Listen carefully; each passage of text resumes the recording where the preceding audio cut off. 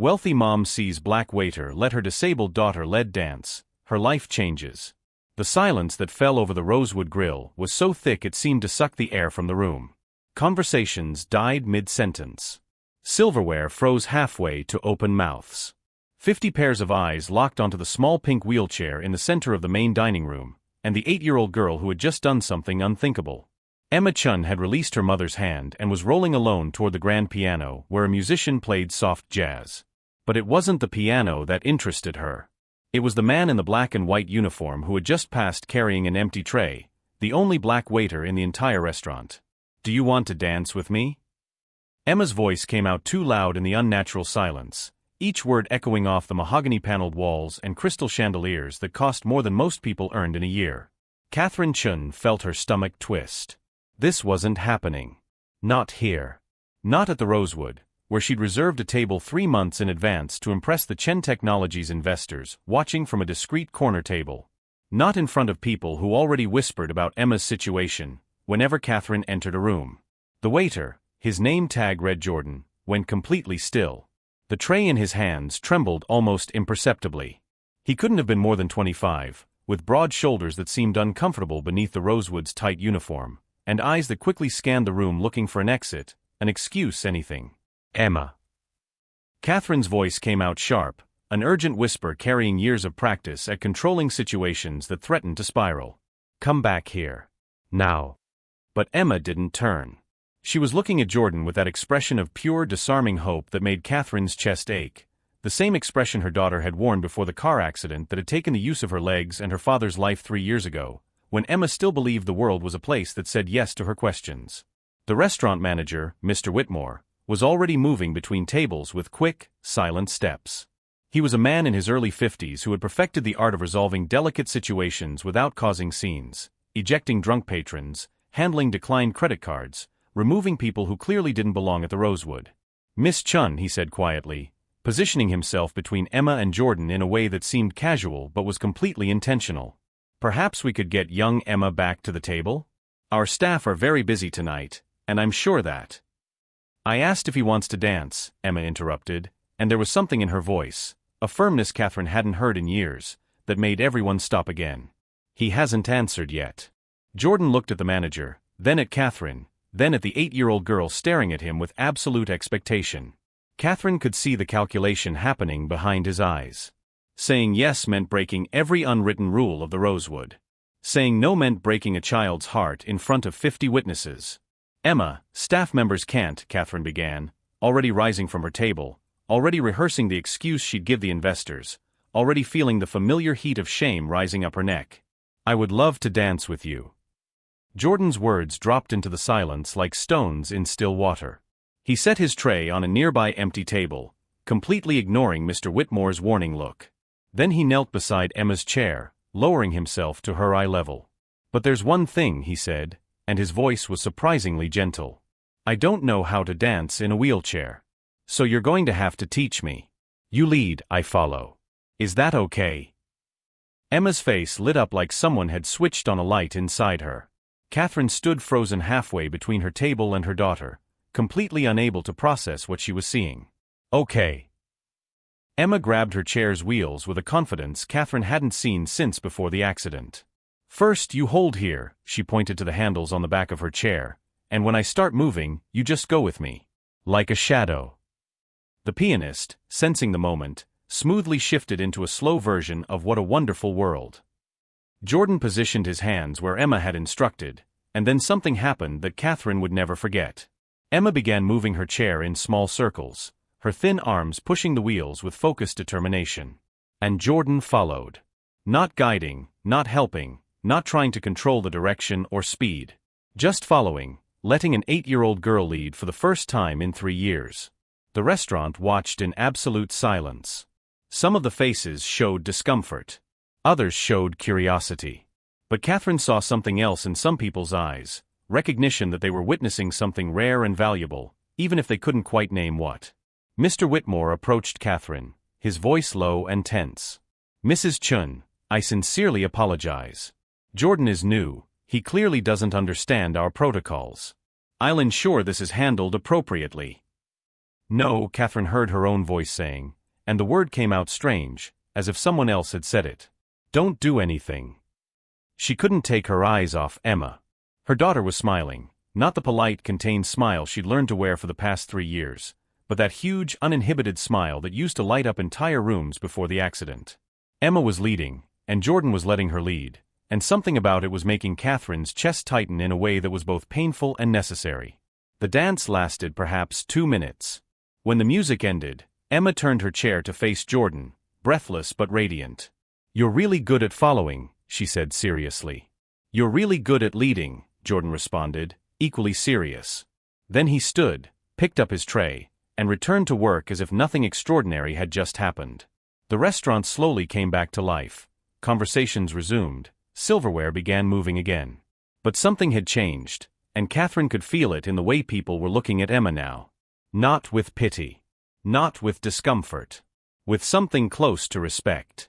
As Emma rolled back to the table, her face still glowing with joy, Catherine realized something that hit her like a punch to the stomach. In the 3 years since the accident, she had spent every minute of every day trying to make things easier for Emma. Opening doors. Pushing the chair without being asked. Anticipating every need before Emma had to ask for it. Protecting, always protecting. She had never thought to simply follow. Later that night, after the investors had left, with signed contracts, surprisingly, after Emma had fallen asleep still smiling, Catherine stood staring at the business card that Mr. Whitmore had discreetly slipped to her on the way out. Jordan Pierce, contact information, it read in simple letters. She didn't know it yet, but that card would change everything. Because Catherine Chun was about to discover that the young waiter who had danced with her daughter wasn't just someone working to pay bills. And the reason he knew exactly how to let Emma lead wasn't coincidence. It was experience. Painful, personal, and deeply relevant to everything Catherine thought she knew about what her daughter needed. If this story about dignity, unexpected leadership, and the moment when a mother realizes that protecting and empowering are completely different things has already touched your heart, you'll want to follow what happens when Catherine discovers the truth about who Jordan really is, and why that 2-minute dance was about to dismantle every assumption she'd built about what it meant to be a good mother to a daughter with a disability. Catherine couldn't stop thinking about the dance. 3 days had passed, and she'd replayed that moment in her mind dozens of times. Emma's face glowing with pure joy, Jordan's gentle confidence, the way he'd followed without trying to control. It haunted her in ways she couldn't quite explain. Not because it had been inappropriate or wrong, but because it had shown her something she'd been desperately avoiding for 3 years. Emma didn't need more protection. She needed space to lead her own life. The realization was excruciating because it meant Catherine had been doing everything wrong. She sat in her corner office at Chen Technologies, the business card Jordan had given her, or rather, that Mr. Whitmore had passed along, sitting on her desk like an accusation. The mahogany surface was covered with reports about the company's expansion into adaptive technology, ironically enough. Devices to help people with disabilities navigate the world more independently. The hypocrisy wasn't lost on her. She was building technology to give disabled people autonomy, while systematically denying her own daughter that same freedom. Her phone buzzed. A text from Emma's physical therapist, Dr. Sarah Morrison. "We need to talk about Emma's progress. Or lack thereof. Can you come in tomorrow?" Catherine's stomach sank. She knew what that meant. Emma had been in physical therapy for 3 years, and recently she'd been resistant. Refusing to try exercises she used to do willingly. Becoming quiet and withdrawn during sessions that used to energize her. Catherine had attributed it to adolescence, to the normal frustrations of being 8 years old and different from other kids. But now, after seeing Emma's face during that dance, she wondered if there was something else going on. That evening, Catherine did something she hadn't done in months. She asked Emma what she wanted for dinner instead of just making the usual safe, easy meal. "Really?" Emma looked up from her homework, suspicious. "You're asking me?" The question stung more than it should have. When had Catherine stopped asking? When had she started just deciding everything? "Yes, really. What do you want?" Emma thought for a moment, and Catherine could see her daughter testing the boundaries of this new freedom, unsure if it was real or temporary. "Pizza. From Tony's. The one with the weird guy who tells bad jokes." Catherine almost said no automatically. Tony's wasn't wheelchair accessible. There were 3 steps up to the entrance, and the bathroom was tiny. Every logical part of her brain screamed that it would be easier to order delivery, to stay home where everything was controlled and safe. But she remembered Jordan kneeling beside Emma's chair, saying, "You lead, I follow." "Okay. Let's go to Tony's." Emma's eyes went wide with shock, then delight. "Really? Really? You'll have to tell me how to get you up those steps, though. I'll follow your lead." The words felt foreign in her mouth, but Emma's expression made Catherine's throat tight. Her daughter looked at her like she was seeing someone new, someone who might actually listen. Tony's was chaos. The 3 steps were a nightmare to navigate, requiring 2 strangers to help carry Emma's chair while she balanced on Catherine's hip. The bathroom situation was resolved by Emma matter-of-factly announcing she could wait until they got home. The whole experience was uncomfortable, inefficient, and nothing like Catherine's usual carefully controlled outings. Emma loved every second of it. On the drive home, Emma was quiet for a long time. Then softly, "Mom? Why did you let Jordan dance with me?" Catherine gripped the steering wheel, choosing her words carefully. "Because you asked him to. And he said yes. It wasn't my decision to make. But you always make decisions for me." The simple statement landed like a physical blow. Catherine pulled into their driveway and turned to face her daughter. "I know. I'm sorry." The words came out rough. "I've been scared, Emma. Since the accident, I've been so scared of you getting hurt again that I forgot you might want to do things that are scary or hard or different." Emma was quiet, processing. Jordan wasn't scared. No, he wasn't. Catherine paused. "Did he say anything to you? During the dance?" "He said I was brave. And that brave people should always get to lead." Emma looked at her mother with those wise, too-old eyes. "Why did he know that, and you didn't?" It was a fair question. Catherine had no good answer. That night, after Emma went to bed, Catherine did something she'd been avoiding. She Googled Jordan Pierce. What she found made her blood run cold, then hot, then cold again. Jordan Pierce wasn't just a waiter. He was a former college athlete whose scholarship had been revoked after a devastating injury. He'd spent 2 years in a wheelchair himself before regaining partial mobility. He'd written a thesis on adaptive athletics that had won national awards. And he'd founded a program called Movement Freedom that taught children with disabilities how to advocate for their own needs. A program that had lost its funding 6 months ago when the primary sponsor pulled out. The same sponsor whose company Catherine had just signed a contract with at the Rosewood. Her stomach twisted as the pieces fell into place. Jordan hadn't been at the Rosewood by accident. He'd been working 3 jobs trying to keep Movement Freedom alive while the tech industry, her industry, had decided his work wasn't profitable enough to support. And she'd sat there in her expensive clothes, at her expensive table, while one of the most qualified people in the country to help her daughter served her overpriced wine. Catherine opened her laptop and pulled up Jordan's thesis. 3 hours later, she was still reading, her coffee long cold, her eyes burning with unshed tears. Everything she'd been doing wrong was laid out in meticulous detail. The way she anticipated Emma's needs before Emma could voice them. The way she'd created a world so controlled and safe that Emma never had the chance to struggle, fail, or succeed on her own terms. The way she'd confused protection with love. There was a chapter titled The Tyranny of Helpfulness that felt like it had been written specifically to gut her. Well-meaning caregivers, Jordan had written, often become the biggest barriers to independence. Not through cruelty, but through an excessive care that robs the disabled person of agency, dignity, and the fundamental human right to make their own mistakes. Catherine closed the laptop and sat in the darkness of her study, feeling like the world had shifted beneath her feet. The next morning, she called Dr. Morrison before the scheduled appointment. "I need to know the truth," Catherine said without preamble. "How much of Emma's lack of progress is physical, and how much is something else?" Dr. Morrison was quiet for a long moment. "Mrs. Chun, Emma is capable of far more than she's been doing. But every time she tries something challenging, she looks at you first. And your face." "My face what?" "Shows fear. Worry. And Emma stops trying because she doesn't want to scare you." The words hit like bullets. Catherine had been so focused on protecting Emma from the world that she hadn't considered she might need to protect Emma from her own fear. "There's someone I want you to meet," Catherine said, looking at Jordan's business card. "Someone who might be able to help Emma in ways I clearly can't." After she hung up, Catherine texted the number on the card. "This is Catherine Chun, Emma's mother from the Rosewood. I'd like to discuss a business proposition. When can we meet?" The response came back within minutes. "Friday, 10 a.m. Coffee shop on 5th and Main." "And Mrs. Chen? This isn't about business. This is about your daughter finally getting to lead her own life. If you're not ready for that, don't waste my time." Catherine stared at the message, feeling anger and shame and something else, a tiny spark of hope that maybe, just maybe, she could learn to follow instead of always needing to control. What she didn't know yet was that Jordan had recognized her at the Rosewood.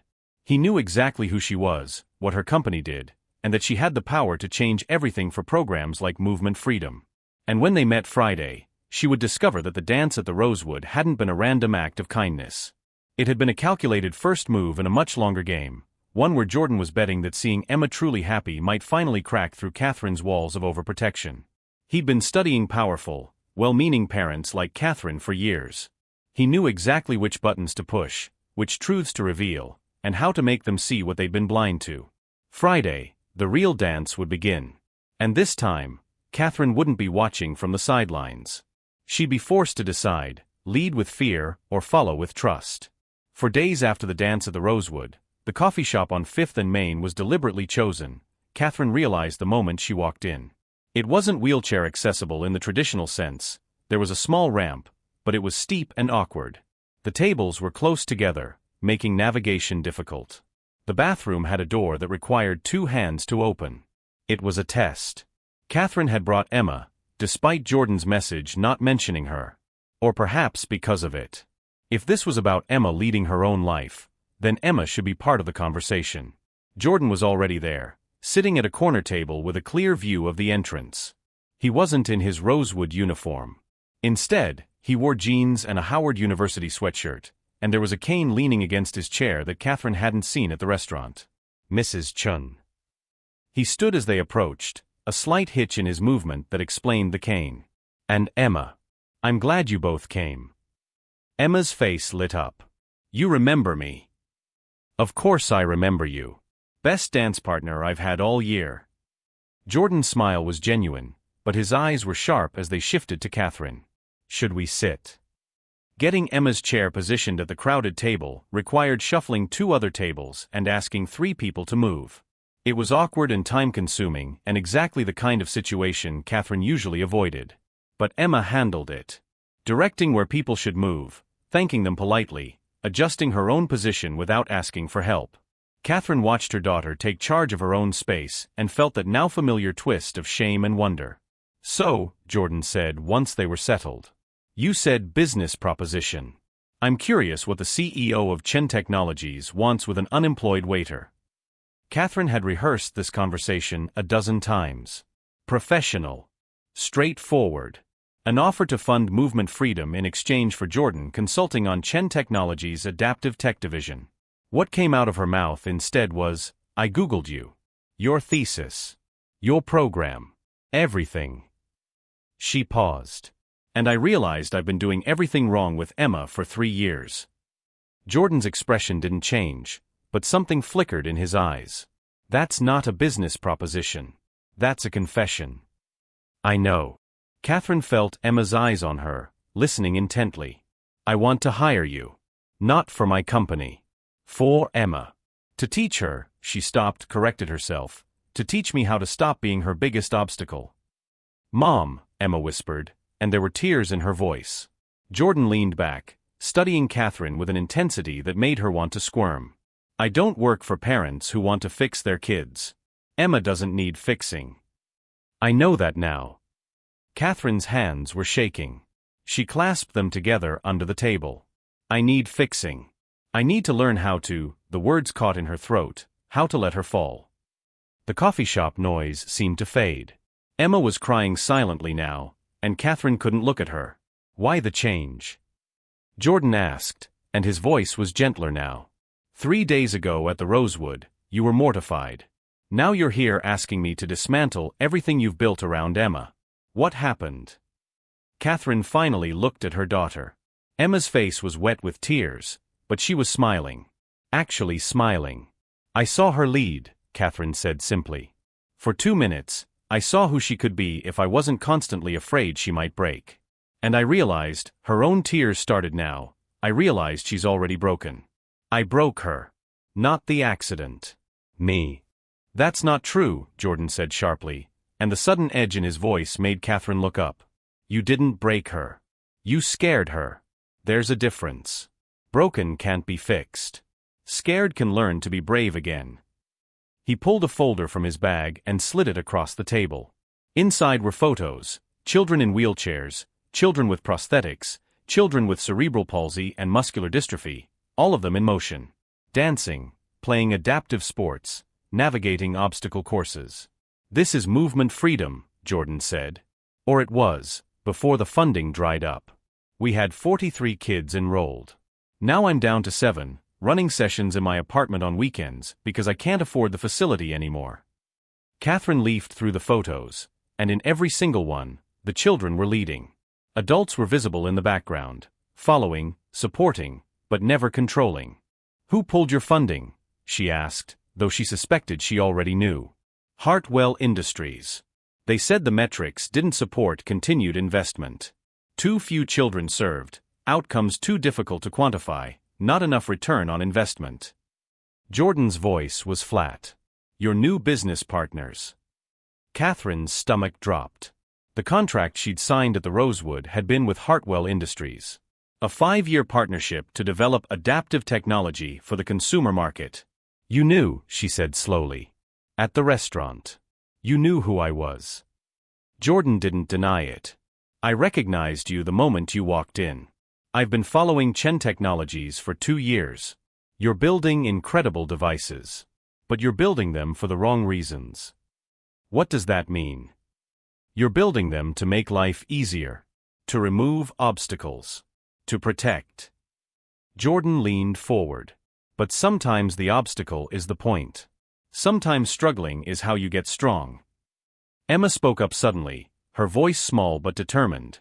Like the steps at Tony's. Mom wanted to find a different restaurant. But I wanted to figure out the steps. Jordan's face softened. Exactly like that. Did you figure them out? Not really. We needed help. But next time I'll know better. Emma looked at her mother. Mom said I could lead. But she looked scared the whole time. Catherine felt her face flush. I was scared. Those steps were. Were what? Jordan interrupted. Dangerous? Difficult? Too hard for an 8-year-old in a wheelchair. He shook his head. Mrs. Chen, do you know what's actually dangerous? Raising a child who never learns to assess risk for herself. Who never develops the judgment to know what she can handle because every decision has been made for her. The words hit hard because they were true. Catherine thought about Emma's physical therapy sessions, the way her daughter always looked to Catherine before trying anything new. She'd thought she was being supportive. She'd been a safety net that had become a cage. I want to show you something, Jordan said, pulling out his phone. He played a video, grainy, clearly shot on someone's cell phone. It showed Jordan himself younger, in a wheelchair, at the bottom of a steep ramp. In the video, someone off camera asked, "You sure about this?" Young Jordan's response, "No. But I'm doing it anyway." The video showed him attempting the ramp. Failing. Falling. Getting back in the chair. Trying again. Failing again. And again. And again. How many times did you try? Catherine asked, unable to look away. 47 attempts over 3 months. I kept count. Jordan stopped the video. My mom wanted to find an easier route. My physical therapist said I was pushing too hard. Everyone wanted to protect me. He paused. Except one person. My older sister. She just stood at the top of that ramp every single day and waited for me to make it. Did you? Eventually. On attempt 48. Jordan's smile was complicated, pride and pain mixed together. And when I finally made it, you know what she said? Catherine shook her head. Took you long enough. Then she went back to reading her book. Jordan laughed. Best thing anyone ever did for me. She didn't make it easier. She didn't celebrate like I'd won the Olympics. She just, let me do hard things and treated the outcome like it was normal. Emma was leaning forward, completely absorbed. Is she still alive? Your sister. Jordan's expression shifted, grief, quickly controlled. No. She died 4 years ago. Cancer. She was 28. I'm sorry, Emma said softly. Me too. But everything I know about not giving up? About trying hard things even when you're scared? I learned from watching her fight something way harder than a ramp. Jordan looked at Catherine. That's why I started Movement Freedom. Because every kid with a disability deserves someone who believes they can do hard things. Even if they fail. Especially if they fail. Catherine's throat was tight. I don't know if I can do that. Watch her struggle and not help. Yes, you can. Jordan's voice was certain. You're already doing it. You brought her to Tony's. You came here knowing this conversation would be uncomfortable. You're trying. Trying isn't the same as succeeding. Trying is the only thing that matters. Jordan stood up, leaning on his cane. I'll work with Emma. But not for money. Not as a job. As a trade. What kind of trade? I help Emma learn to lead her own life. You help me get Movement Freedom running again. He locked eyes with Catherine. Not with Chen Technologies' money. With Hartwell Industries' money. You have access to them now. Use it. Catherine's mind raced. They already said no to you once. They said no to a broke waiter with a dream. They won't say no to Catherine Chun, tech CEO, presenting them with a proven methodology backed by real data. Jordan's smile was sharp. I've spent 6 months gathering that data. Outcome measurements. Success metrics. Everything Hartwell claimed was missing.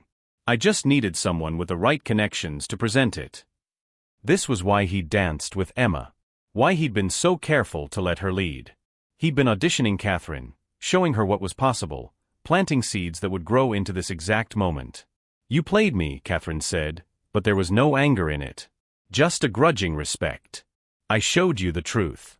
What you did with it was your choice. Jordan held out his hand. So, do we have a deal? Catherine looked at Emma, who was watching her mother with those 2 wise eyes. Waiting to see if Catherine would lead with fear or follow with trust. We have a deal, Catherine said, shaking Jordan's hand. But I have one condition. What's that? Emma approves every decision. Not me. Not you. Her. She leads this, whatever this becomes. Jordan's smile was genuine now, reaching his eyes. Then we definitely have a deal. What Catherine didn't know yet was that in her bag, Jordan had a proposal already drafted. 80 pages of research, testimonials, and financial projections. He'd been waiting for someone like her for 6 months, someone with the power to make Hartwell listen and the personal motivation to fight for it. And what Jordan didn't know was that Catherine had already started making calls. Before coming to this coffee shop, she'd contacted 3 board members at Hartwell Industries. Not to pitch Movement Freedom. Just to plant seeds. To mention casually how impressed she'd been with some adaptive programs she'd recently learned about. They were both strategists. Both playing a longer game than either had fully revealed. But the difference was this. Jordan was fighting for 43 kids who needed what Emma needed. Catherine was fighting for her daughter to become someone who didn't need fighting for at all. Tomorrow, they'd present to Hartwell together. And Emma would be there, demonstrating exactly what following instead of leading could accomplish. The real revolution was just beginning. The Hartwell Industries boardroom was designed to intimidate. Floor-to-ceiling windows overlooked downtown, leather chairs that cost more than most people's cars, a table so polished Catherine could see her reflection in it. 12 executives sat waiting, their expressions ranging from curious to skeptical to openly hostile. David Hartwell himself sat at the head of the table. 62 years old, silver hair, the kind of face that had spent decades making decisions that affected thousands of lives without losing a single night's sleep. Mrs. Chun, he greeted her with a smile that didn't reach his eyes. I'm intrigued by your request for this meeting. Though I'm not sure why you brought guests. He was looking at Jordan and Emma. Jordan in a suit that was clearly borrowed, probably from a friend because it hung slightly loose on his frame. Emma in her wheelchair, wearing her favorite purple dress, looking at the executives with the kind of direct gaze that made adults uncomfortable. "Mr. Hartwell, thank you for seeing us." Catherine kept her voice level, professional. "I know you're busy, so I'll get straight to the point. 6 months ago, you pulled funding from a program called Movement Freedom." The temperature in the room dropped several degrees. Hartwell's face didn't change, but his eyes sharpened. "We make hundreds of funding decisions each quarter. I don't recall every. You should recall this one." Jordan spoke for the first time, and his voice carried an edge that made people sit up straighter. "Because the data you said didn't exist? I have it. All of it." He pulled out a tablet and projected images onto the screen behind Hartwell. Charts. Graphs. Before and after videos of children in movement freedom. Testimonials from physical therapists, pediatric specialists, neurologists. 43 children enrolled over 2 years, Jordan continued. 87% showed measurable improvement in independent mobility within 6 months. 93% reported increased confidence and self-advocacy skills. 100% of parents reported that their children were happier. "Happiness isn't a quantifiable metric," one of the executives interjected, a woman in her 40s with sharp eyes and sharper tone. "Isn't it?" Emma's voice cut through the room, small but clear. Everyone turned to look at her. "I can quantify it. Before I met Jordan, I smiled 4 times a week. My mom counted because she was worried. After one dance with him, I smiled 4 times that day. After 3 weeks in his program, I stopped counting because I smile all the time now." Silence. Catherine felt her throat tighten watching her daughter speak with such confidence to a room full of powerful adults who clearly hadn't expected her to talk. "That's very sweet," the woman said, her tone dripping with condescension, "but we make investment decisions based on return on investment," Jordan finished. "I know. So let's talk numbers. The average cost of traditional physical therapy for a child with mobility challenges is $12,000 per year. Movement Freedom's cost? $3,000 per child annually. And our outcomes match or exceed traditional therapy in 80% of cases." He pulled up another slide. "More importantly, children in Movement Freedom require 65% less parental assistance in daily activities after 1 year. Which means parents miss less work, have lower stress-related health costs, and can return to productive employment sooner." David Hartwell leaned forward, finally engaged. "If your numbers are real, why did we pull funding?" "Because the person who evaluated the program never actually visited it." Jordan's voice was ice. "She made her recommendation based on a 30-minute phone call and a review of paperwork that didn't include any of this data because I wasn't asked for it." Hartwell turned to his assistant, who immediately started typing on her phone. "Who handled that evaluation?" "Jennifer Morrison," the assistant replied. Hartwell's face darkened. The same Jennifer Morrison who we discovered last month had been fast-tracking approvals for programs that gave her personal kickbacks? The assistant nodded. Several executives exchanged glances. This was news to some of them. "Mr. Hartwell," Catherine spoke up. "I'm not here to criticize your past decisions. I'm here to propose a partnership. Chen Technologies is developing adaptive devices, but we've realized we're missing something crucial: understanding how disabled individuals actually want to move through the world." She pulled up her own presentation. Prototypes of devices that looked impressive, but Catherine now understood, were fundamentally flawed. They were designed to help, to compensate, to make things easier, not to empower. "These are beautiful designs," Catherine said. "And completely wrong. Because I made the same mistake with Emma that your company made with Movement Freedom. I tried to remove obstacles instead of teaching navigation. I built solutions instead of creating opportunities." She looked at Jordan, who nodded slightly. This was the moment they'd rehearsed. The calculated reveal that would reframe everything. "I'm proposing a 3-year partnership. Chen Technologies provides the technology. Movement Freedom provides the methodology. Hartwell Industries provides funding and distribution network. Together, we create the first truly user-driven adaptive device company in the country." David Hartwell studied her. "And what makes you think we'd agree to fund a program we already rejected?" "Because you didn't reject the program. You rejected incomplete information presented by a corrupt evaluator." Jordan stood up, and Catherine saw him consciously not use his cane, standing on legs that clearly caused him pain. And because I'm about to show you something that will make it impossible to say no. He gestured to Emma. Miss Chun, would you mind demonstrating? Emma rolled forward to the center of the room. For a moment, Catherine's protective instincts screamed at her to intervene. The executives were watching with barely concealed impatience. This was a room of people who measured worth in quarterly profits and stock prices. What could an 8-year-old possibly show them? But Catherine stayed silent. Followed instead of led. Emma positioned her wheelchair in front of a low table that someone had wheeled in. Catherine hadn't even noticed when. On the table sat an obstacle course of objects: a water bottle, a stack of folders, a coffee cup. Traditional physical therapy would teach me to reach for these with assistance, Emma said, her voice surprisingly steady. Jordan taught me something different.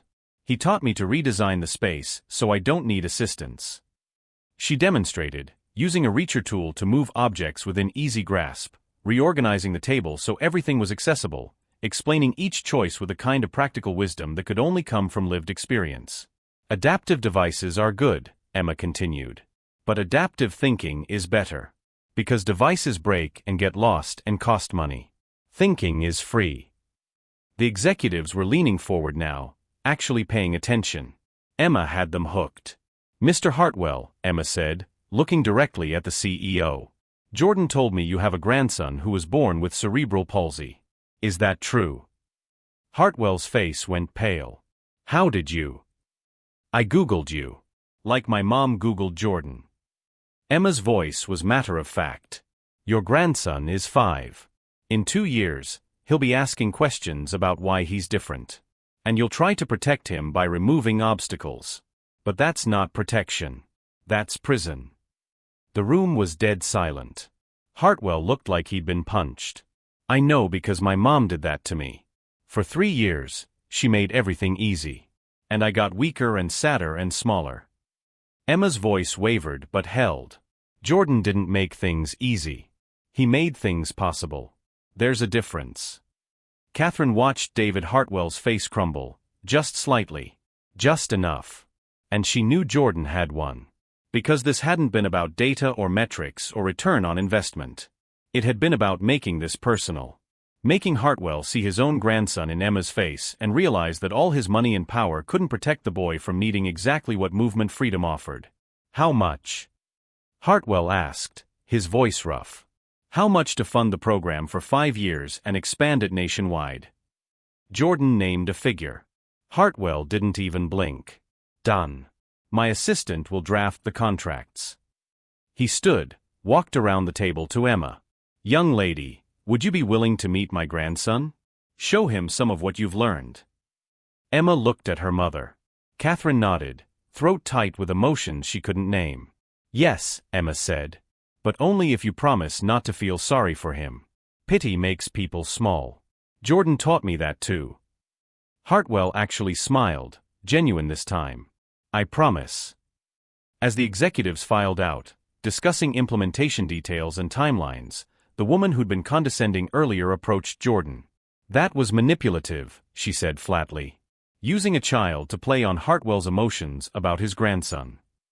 Yes, Jordan agreed without hesitation. It was. Just like it was manipulative when your company cut funding to save money while reporting record profits.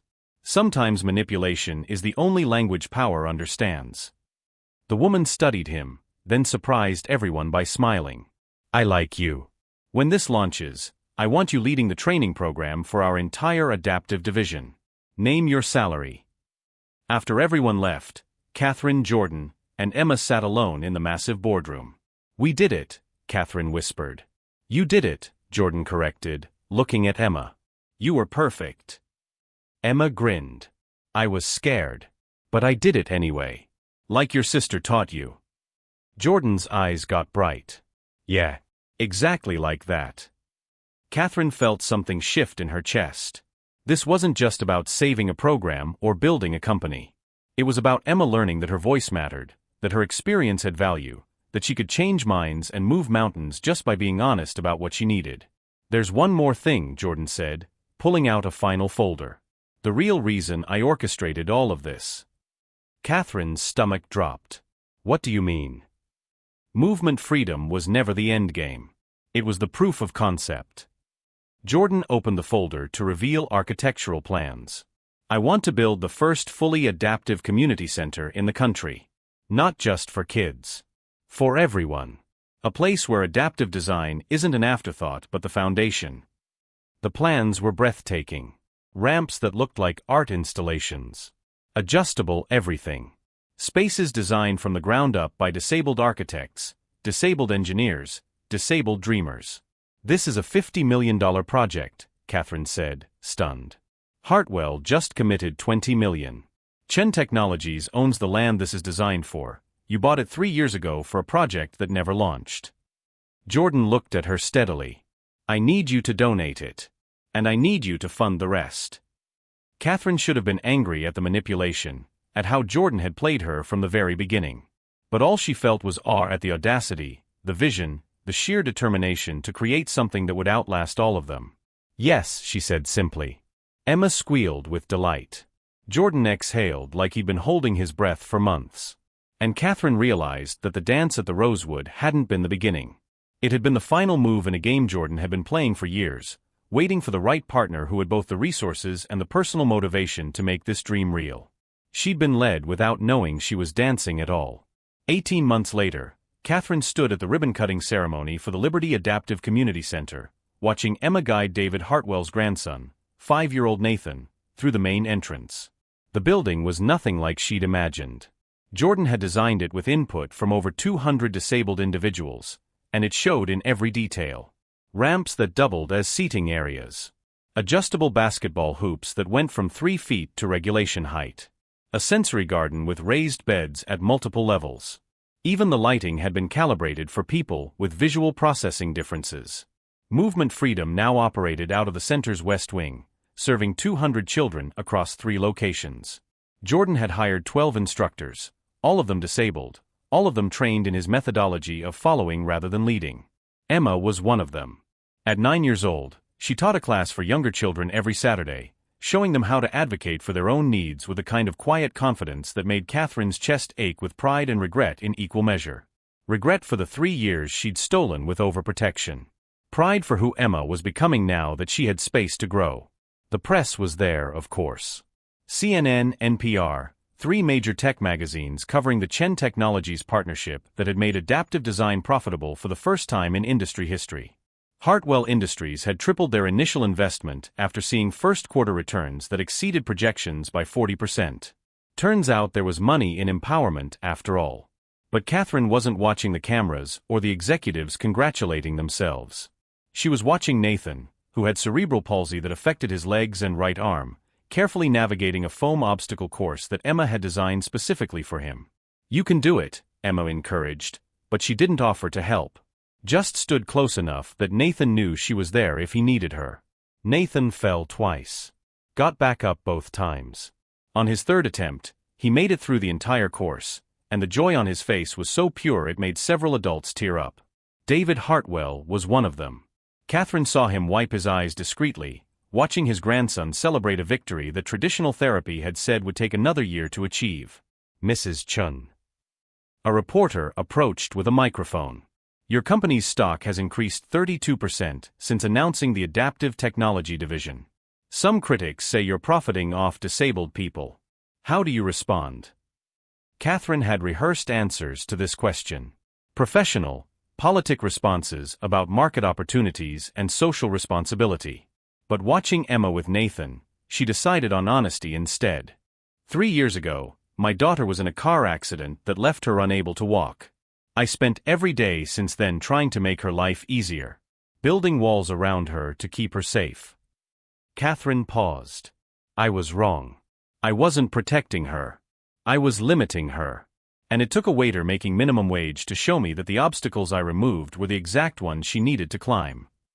The reporter blinked, clearly not expecting such a raw answer. So you're saying this is about your daughter? This is about every parent who confuses love with control. Every company that builds for disabled people instead of with them. Every system that treats adaptation as charity instead of dignity.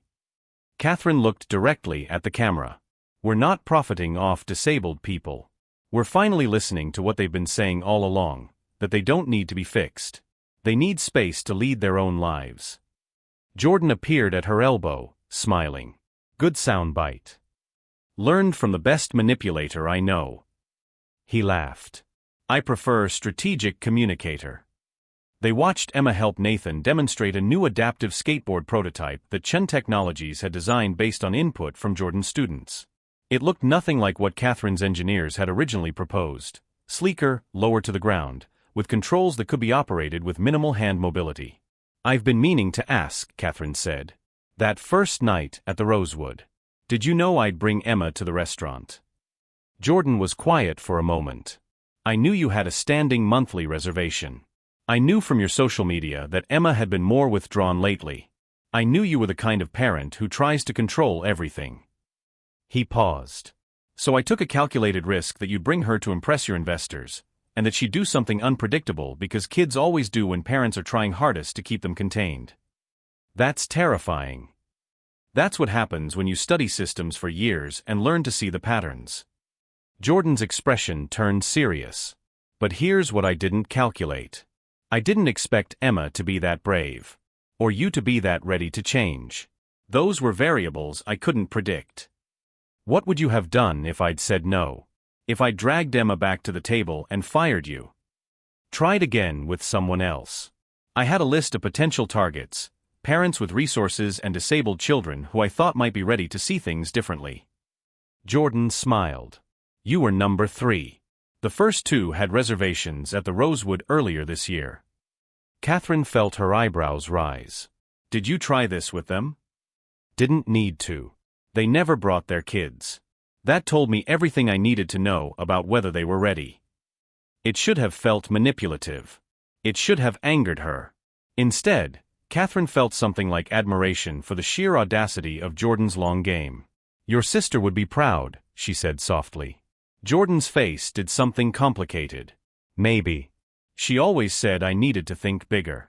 Stop being angry at individual people and start changing the systems that hurt everyone. He looked around at the center, at the dozens of children and adults using adaptive equipment designed for dignity instead of pity. This is thinking bigger. Emma rolled over, breathless and happy. Mom, Nathan wants to know if you'll come try the skateboard. He says you look scared and scared people need practice being brave. Catherine laughed, caught between horror and delight that her own philosophy was being used against her. Did Jordan teach him that? I taught him that, Emma said proudly. Jordan taught me. I taught Nathan. That's how it works. That's exactly how it works, Jordan agreed. Catherine let Nathan lead her to the skateboard, let a 5-year-old with cerebral palsy explain the controls, let herself fall twice before figuring out the balance. And when she finally managed 10 seconds of movement without catastrophe, the applause from the watching kids was genuine and unpatronizing. Later that evening, after the ceremony ended and the crowds dispersed, Catherine found Jordan sitting alone in the center's library, a room filled with books about disability rights, adaptive technology, and lived experiences that had been ignored for too long. Thank you, she said simply. For manipulating you into funding my dream? For seeing what Emma needed when I couldn't. For being patient enough to play a long game. For teaching me that the best way to love someone isn't to protect them from every fall, but to stand close enough to celebrate when they get back up. Jordan looked at her for a long moment. You know what the hardest part was? Watching you try so hard to be a good mother while doing everything wrong. I wanted to scream at you that first night at the Rosewood. Tell you that every time you anticipated Emma's needs before she voiced them, you were stealing her voice. Why didn't you? Because people don't change when you scream at them.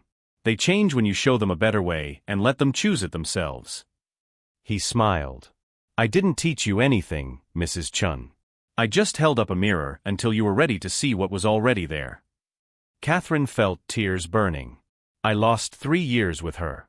3 years where I could have been helping her become this. She gestured toward where Emma was laughing with other children, instead of trying to keep her small and safe.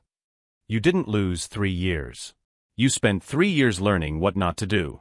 That's not the same as wasted time. Jordan stood, picking up his cane. And now you get to spend the rest of her life getting it right. That's a gift most parents never get. As Catherine drove home that night, Emma chattering in the back seat about Nathan and the skateboard and a new adaptive rock climbing wall Jordan was designing, she thought about that first dance at the Rosewood. 2 minutes that had changed everything. Not because Jordan was a saint, or because Emma was special, or because Catherine had some revelation. But because in that moment, all three of them had done something radical. Jordan had followed instead of leading. Emma had asked for what she wanted. And Catherine had been brave enough to let go. The real revolution wasn't in the $50 million or the adaptive technology or the community center that would serve thousands of people. It was in those small terrifying moments when powerful people chose to follow and powerless people discovered they could lead. If this story about a mother who learned that true love means stepping back, a waiter who changed the world by changing one family, and a little girl who taught adults that leadership isn't about control but about courage has touched your heart, share it with someone who needs to hear it. Subscribe to see more stories about ordinary people doing extraordinary things simply by choosing to see others' dignity before their own discomfort. Because the greatest transformations don't start with grand gestures or massive budgets. They start when someone brave asks for what they need, and someone wise answers by simply following where they lead. 3 years after the accident, Catherine finally understood what her daughter had needed all along. Not a mother who could solve every problem. A mother who could trust her to solve her own. And Emma? She grew up teaching other children that their wheelchairs weren't prisons but vehicles. That their differences weren't deficits but perspectives. That asking for help wasn't weakness but wisdom. Jordan Pierce never went back to waiting tables. He built an empire of empowerment that changed how an entire industry thought about adaptive design. But he always said his greatest achievement was a 2-minute dance in an upscale restaurant where he let an 8-year-old girl lead, and her mother finally understood what it meant to follow. Years later, when Emma graduated from college with a degree in adaptive engineering, she dedicated her thesis to 3 people: her mother who learned to let go, Jordan who showed her she could lead, and Nathan, who taught her that teaching others multiplies courage instead of dividing it.